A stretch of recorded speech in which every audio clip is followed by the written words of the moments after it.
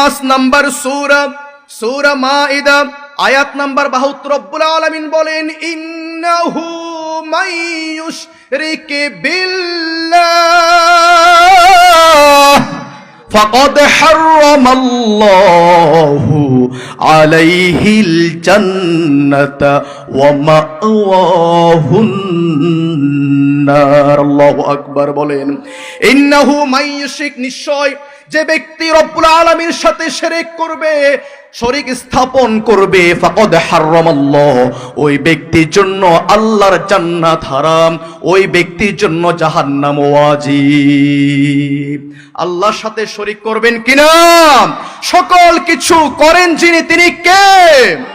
আল্লাহর সাথে কোন বস্তু, কোন প্রাণী, কোন কিছু অংশ স্থাপন করবেন না। যদি করেন আপনার সকল আমল শেষ, আপনার জীবনের সকল কিছু ধ্বংস করে দিবেন যিনি, তিনি কে?